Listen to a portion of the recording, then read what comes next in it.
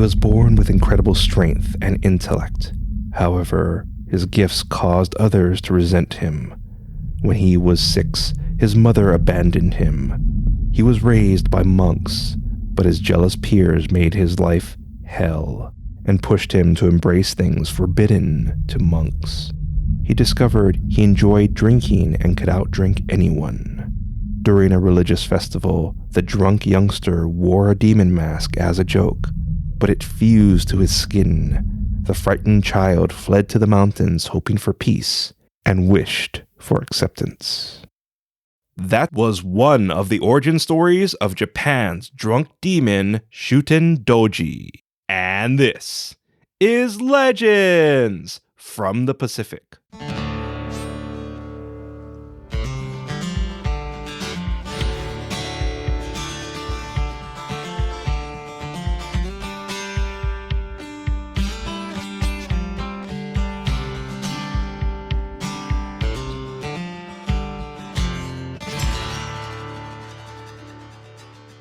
Aloha! Thank you for joining us. This is Legends from the Pacific, episode 83, Japan's Drunk Demon, Shuten Doji.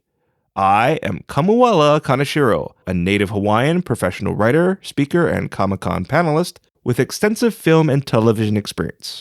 I study mythology, I've encountered unusual things, and I'm a geek. Mahalo nui loa to you for purchasing our show's merchandise through TeePublic or Amazon. If you haven't already, please visit our store. Links can be found in our show notes and our website, legendsfromthepacific.com. All profits go directly into our show to keep things running, and as of this recording, I have not paid myself. So purchase your Legends from the Pacific merch today. Later in this episode, your featured song and Hawaiian word, but first, the drunk demon. As a quick refresher, Oni is a type of ogre or demon. Shuten Doji means little drunkard, and he was a human who became an Oni.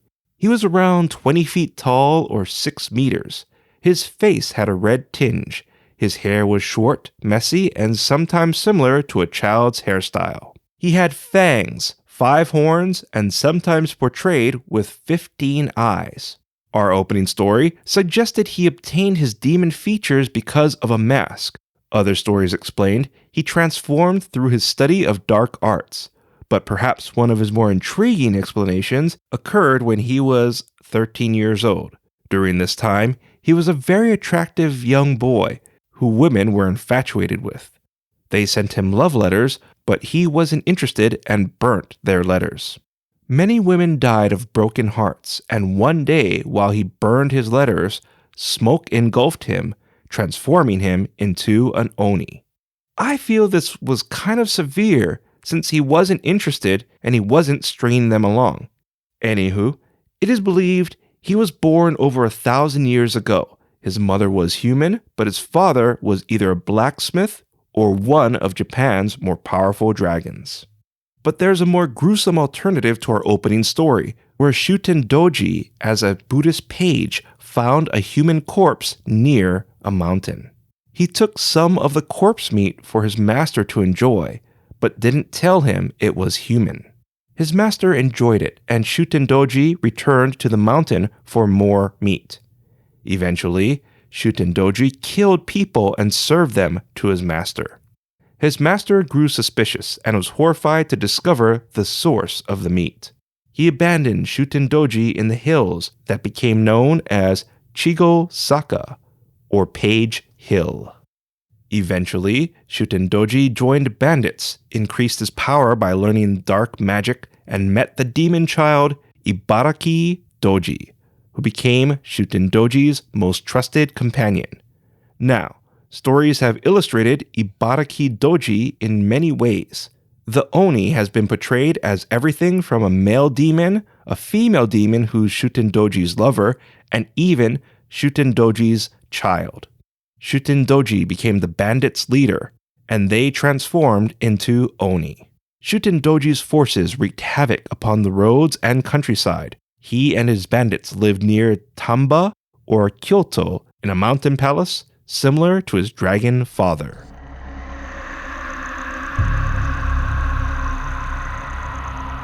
The following is the Legends from the Pacific original story and is based on cultural records.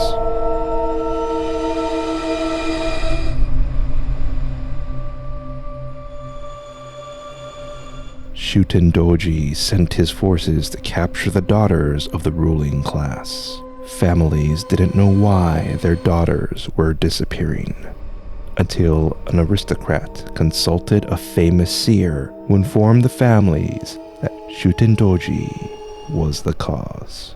The emperor called for the great Minamoto no Yorimitsu, also known as Raiko, and his elite warriors, the four heavenly kings, to retrieve the girls and defeat the Oni.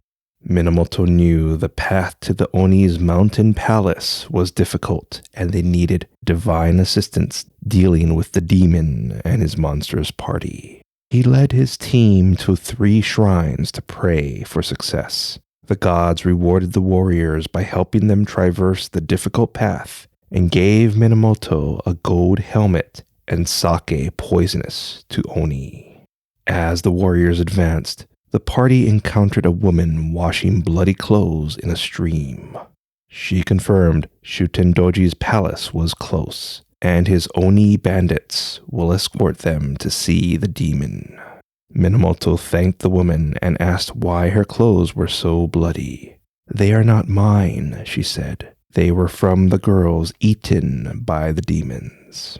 Minamoto understood they needed to get into the palace and ordered his warriors to hide their weapons and armor. When they did, they found Oni bandits and asked them to be taken to their master.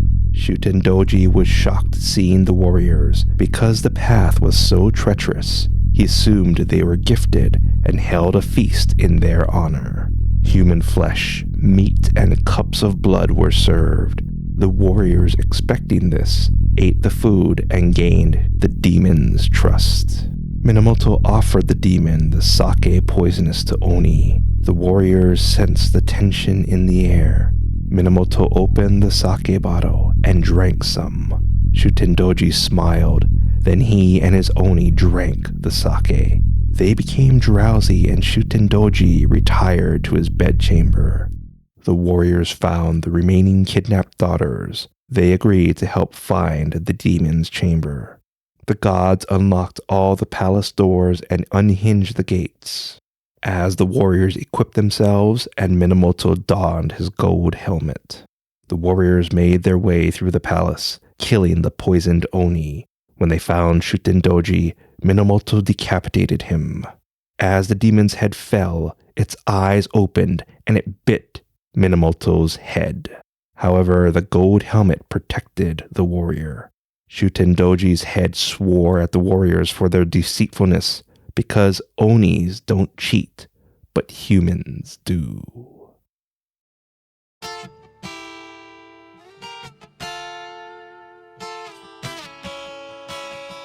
Minamoto and his warriors took the demon's head back to town, but it stopped moving or a traveler told them they couldn't bring it into town, so the head was buried. Another version of our closing story's ending stated Shuten Doji wished he could cure people with diseases above the neck. Today, Shuten Doji's head is buried at a shrine in Kyoto, and people visit it hoping to be cured of diseases above the neck.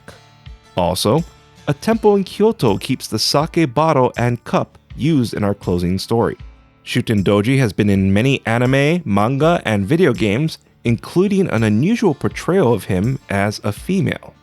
Shuten Doji is one of the 3 most powerful beings that influenced Japan. The other is the 9-tailed kitsune, which was mentioned in episode 81, and Emperor Sutoku. A festival involving Shuten Doji is held around October at Mount Oe.